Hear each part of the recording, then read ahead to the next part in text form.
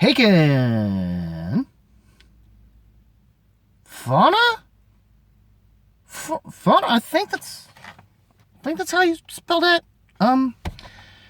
Yeah, I think that's how you spell that. At least that's what I've heard, I guess. Yeah, this album, I needed time. That's why you're getting this on a Wednesday. So, yeah. It's their, seventh, I believe. If Vector and Virus aren't supposed to be one double album, essentially, then technically this should be album number 7. And a lot of people felt like they sacrificed their ability to do proper songwriting stuff for technicality, all this other stuff. I liked their previous works, especially more so Virus, even more than I initially did with Vector. I definitely liked both albums way more than Affinity, and I could definitely say I like this album more than Affinity. Now, whether or not this album, let alone any of those albums, ever live up to what the first 3 albums in Aquarius, Visions, my personal favorite, and of course The Mountain, a lot of people's favorites. I don't know if it does. I mean, there are moments on here that seem like it's coming closer, especially given that their previous keyboardist they had eventually left, and they got back their original keyboardist that might have been around. I don't know if he was around during the earlier album sessions or if he was a part of the band prior to those albums when they were in their early days before Aquarius. I'm not sure how that is, but that's what happened. And then I think around that time, Glenn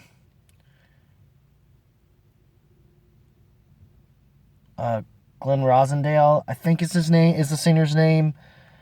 I probably got it wrong. No, David, was it Rosendale? Something Rosendale, I think. But anyways, his vocals are great on this thing. Very much so. I feel like the people who had issues with Coma Ecliptic that weren't me, they might have a thing for this record. And by Coma Ecliptic, yes, I'm referring to BT Bam, and I've noticed even from the previous ones, but this one, shit, everything that some of the members from Haken that were involved with Dan Briggs on Nova Collective, they took whatever they did with that project and they finally brought it here on this project. Especially some of those jazzier aspects of this are definitely very felt around most of this record. And certain aspects that might remind you of what you've also come to, especially the production of this record too. And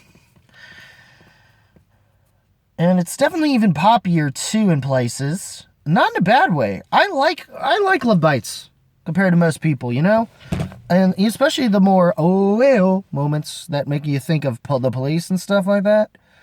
And they definitely still keep some of the djenty elements that they've had before, like the opener you just heard, Taurus. Nightingale's also, I like Alphabet of Me.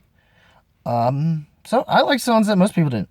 I even enjoy some of the stuff that's from the first half and more in Sempiternal Beings and even Beneath the White Rainbow, which really shows some BT Bam Georgeship on this one.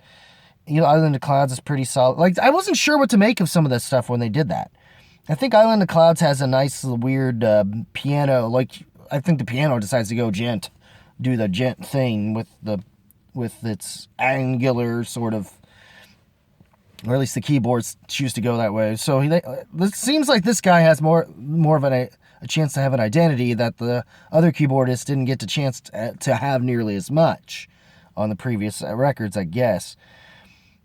And then after this with Love Bite, which I love the hookiness of it, and it is of course the shortest song and probably the easiest to get into, sonically for some people who aren't into this band.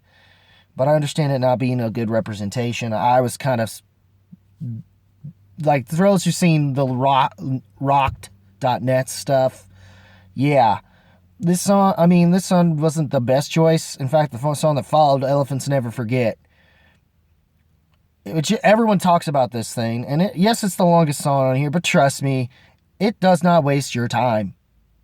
It does so much in 11 minutes, more than the recent Metallica track, I'll tell you that. Though I understand if a lot of people are a little leery that it's the penultimate track and not the final track, which Eyes of Ebony is, and I think they wanted to go for emotional note because there's something to the, some of them, the tracks do deal with certain animals, I guess, or at least the ones that I know for sure that make the sense. Taurus being obviously, I think, a bull or something of that nature. Of course, elephants never forget. Elephant. Love Bite is apparently spider. And Eyes of Ebony is actually about the extinct white rhinoceros. And I guess the whole thing of this also involves someone that named Ebony that's, I guess, was someone they knew that died of, or at least was like the favorite. There's a lot to the layers to the whole thing with Eyes of Ebony that I'm not sure I'm going to be able to alliterate properly at the moment. But I believe Metal Treese said something on it, and you should check out what he has to say. It's very interesting there. But yeah, I enjoyed this record. I enjoyed this record. I wanted to enjoy it more than I did from a first listen, but I can tell it's starting to do what I thought it was going to do and grow on me a bit. And I feel like that's what's going to happen with this record.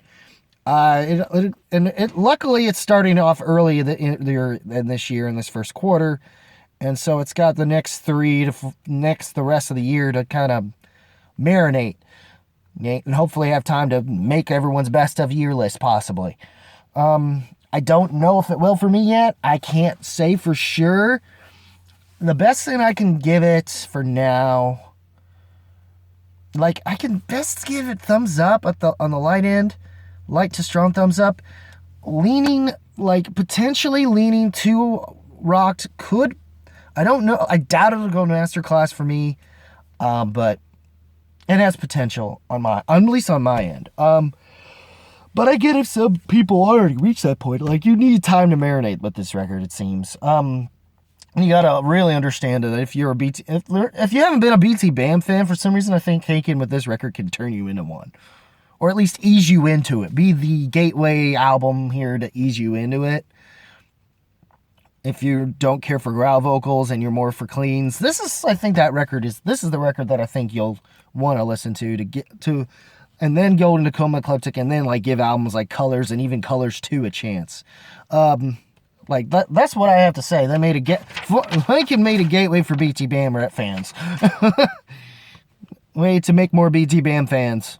It's interesting. At least that's what I got out of it. So, and usually they're more just a weird blend between Dream Theater and BT Bam, actually. 2000s Dream Theater specifically. But yeah, I'm digging it. So, yeah, I like it. I want to love it, but I wasn't quite getting there on the first listen like I thought I was hoping for. But I can't say I didn't hate my time and that I didn't want to go back to it, which I do. I do feel like there's, I don't feel any diminishing returns to this record. So, like I said, light thumbs up, potentially horns, light to strong horns up. We'll put it that way, but it's really more a thumbs up just for now. But I was which I guess it just being that and not in the horns up or masterclass is sort of disappointing at the moment, but I feel like it's going to grow on me a bit. And I feel like that's what a lot of people will, and they might have it in their year-end list a little bit more than likely. That is, depending on how the new Periphery album coming up this week goes, which I will definitely be covering. I'm going to cover that. Anyone who's watched this channel and knows how I feel about Periphery knows I'm going to cover their asses. For sure. My question now is, what do you think of this record? Of Haken FAUNA? Leave a comment below, let me know. If you like this video, right the like button with the rest of you must. Also hit the subscribe bell, click the notification bell, and as always, guys, keep it random, keep it real, keep it rocking, and I'll see you in the next video. Take care, y'all.